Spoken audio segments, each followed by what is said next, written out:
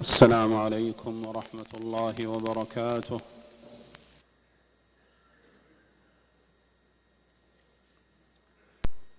الحمد لله أمر بالبر والصلة وإكرام الجار، وحرم الظلم والبغي وتوعد من ألهد وظلم وجار، وأشهد أن لا إله إلا الله وحده لا شريك له وخاب عبدة الأوثان والأصنام والأحجار، وأشهد أن نبينا وسيدنا محمدًا عبده ورسوله المنتخب من أطيب عنصر وأكرم نجار، صلى الله وسلم عليه وعلى آله وأصحابه الذين لا يحبهم إلا المؤمنون ولا يبغضهم إلا المنافقون والزنادقة الفجار. أما بعد، فيا أيها المسلمون، اتقوا الله وتزودوا للآجلة ولا تغتروا بالعاجلة. يا أيها الذين آمنوا اتقوا الله ولتنظر نفس ما قدمت لغد واتقوا الله إن الله خبير بما تعملون. أيها المسلمون، من الصلات التي ترتقي في المكارم ارتقاء البدور، وتنتظم في لبة المجد انتظام الشذور، وتتسع في الفضل اتساع البحور، حسن الجوار وإكرام الجار.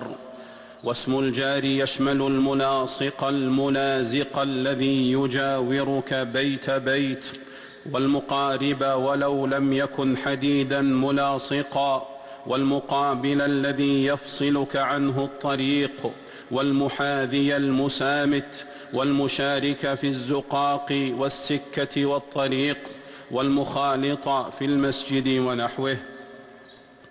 وقيل من ساكن رجلا في محلة أو مدينة فهو جار، لقوله تعالى في المنافقين ثم لا يجاورون. عمر بن عاص رضی اللہ تعالی عنہما سے روایت ہے کہ رسول اللہ صلی اللہ علیہ وسلم نے ارشاد فرمایا، اللہ کے ہاں قدر و منزلت کے اعتبار سے سب سے بہترین دوست وہ ہے جو اپنے دوست کے لیے اچھا ہو، اور اللہ کے نزدیک سب سے بہترین پڑوسی وہ ہے جو اپنے پڑوسی کے لیے اچھا ہو۔ اس سے امام احمد، ترمذی اور ابن حبان نے روایت کیا ہے۔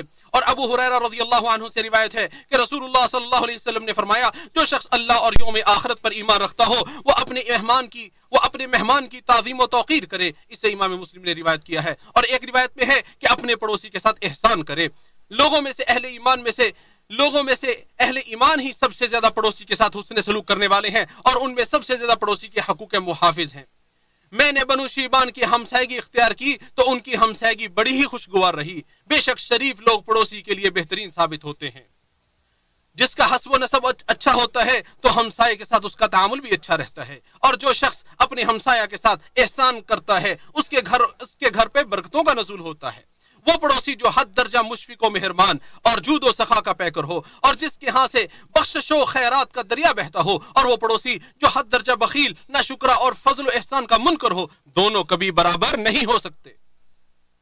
پڑوسی کے اکرام کی مختلف صورتیں ہیں، جیسے اس کے ساتھ حسن سلوک کرنا، اس کی امانت کی حفاظت کرنا، اس کی ستر پوشی کرنا، غلطی لغزش ہونے پر اسے درگزر کر دینا، معاف کر دینا، اس کی غیبت کرنے والے کو روکنا، اور اس کی حرمت کا لحاظ رکھنا، اور عہد و پیمان کی حفاظت کرنا، اس کی خیر خواہی کرنا، اس کی دعوت کو قبول کرنا، اور اس کے احسان کا بدلہ دینا، اس کی ضروریات کو پورا کرنا، اس کی مدد کرنا، اور اسے اذیت و تکلیف پہنچانے اور دھوکہ دینے سے باز رہنا۔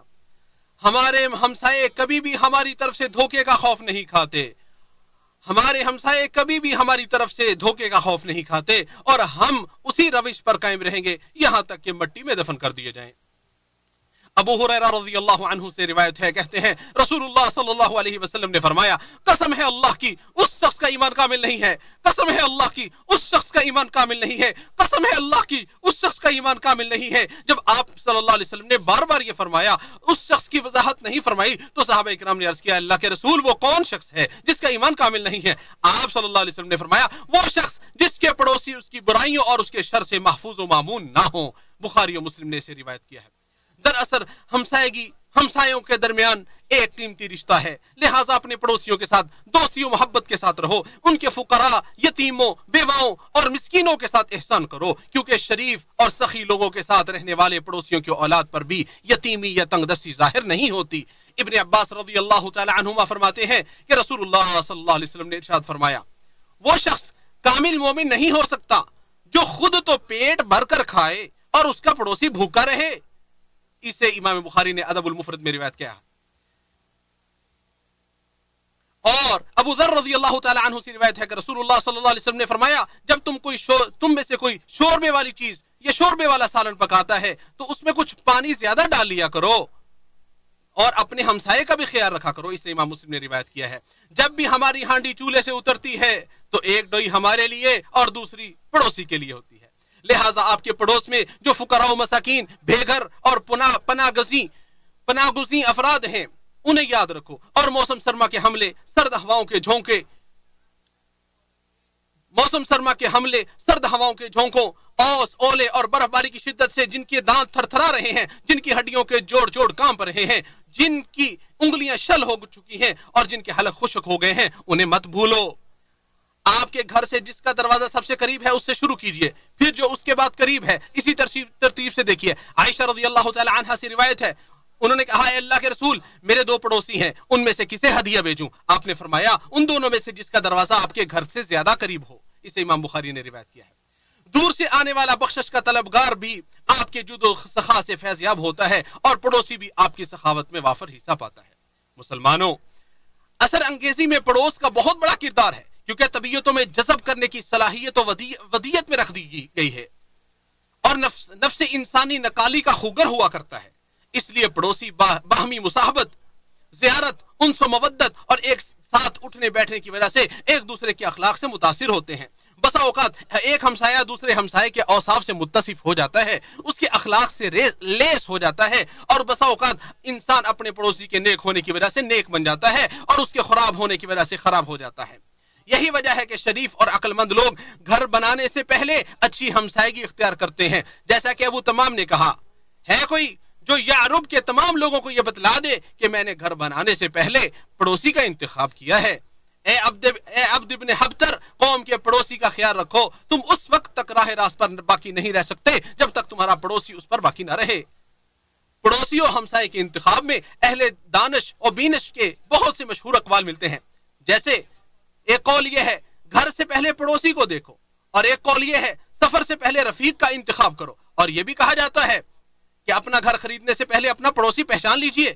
اور یہ بھی مشہور قول ہے جس کا پڑوسی برا ہوگا اس کا مسکن اور اس کی رہائش بھی بری ہوگی, اس کا مسکن بھی برا ہوگا. اور کہا جاتا ہے اچھے پڑوس کا انتخاب کرو کیونکہ درندے اور ہواؤں میں اڑنے والے پرندے بھی اپنے پڑوسیوں کے حقوق کا خیال رکھتے ہیں. اور جن کے پڑوس میں رہو گے پہلے ان کو تلاش کرو کیونکہ جب تک پڑوسی اچھا نہیں ہوگا وہاں گھر بنانا مناسب نہیں رہے گا. اور کسی گھر کی سعادت میں سے یہ ہے کہ اس کا پڑوس اچھا ہو. نافع بن حارث رضی اللہ تعالی عنہ سے روایت ہے کہ نبی کریم صلی اللہ علیہ وسلم نے ارشاد فرمایا مسلمان آدمی کی سعادت یہ ہے کہ اس کا آنگن وسیع ہو, پڑوسی نیک ہو اور سواری اچھی ہو. اور سب سے خوش نصیب لوگ اس شہر کے لوگ ہیں جس کے باشندے اپنے پڑوسیوں کے حسن اخلاق کی تعریف کریں. ابو الجہم عدوی کو بصرہ میں ان کے گھر پر 1,00,000 درہم کی آفر کی گئی تو انہوں نے لوگوں سے کہا تم لوگ سعید بن عاص کی ہمسائیگی کو کتنی قیمت میں خریدو گے؟ لوگوں نے کہا کیا کبھی کسی پڑوس کو بھی خریدتے ہوئے کسی نے دیکھا ہے؟ تو ابو جہم عدوی نے فرمایا اللہ کی قسم میں ایسے گھر کو فروخت نہیں کر سکتا جس کے پڑوس میں ایک ایسا شخص رہتا ہو جو میرا اس قدر خیال رکھتا ہو, جب میں غائب ہوتا ہوں میرے احوال دریافت کرتا ہے اور میرے اہل و عیال کے بارے میں میرے حقوق یاد رکھتا ہے, جب مجھے دیکھتا ہے تو میرا پرجوش استقبال کرتا ہے, اگر میں کوئی چیز مانگتا ہوں تو خوشی خوشی میری ضروریات کو پورا کر دیتا ہے, اور اگر میں سوال نہیں کرتا ہوں میرے ساتھ پھر بھی شفقت کا معاملہ کرتا ہے اور خود ہی پیشکش کر دیتا ہے. اللہ کی قسم اگر مجھے سونے کے برابر بھی اس گھر کی قیمت دی جائے پھر بھی میں اس کو اختیار نہیں کروں گا اور نہ ہی اس کو خاطر میں لاؤں گا. بے شک میں تمہارے پڑوسی پر رشک کرتا ہوں جسے تمہارے جیسا پڑوسی ملا ہے, بے شک میں تمہارے پڑوسی پر رشک کرتا ہوں جسے تمہارے جیسا پڑوسی ملا ہے, اور وہ کس قدر خوش نصیب ہے جس کو تمہارا پڑوس حاصل ہے.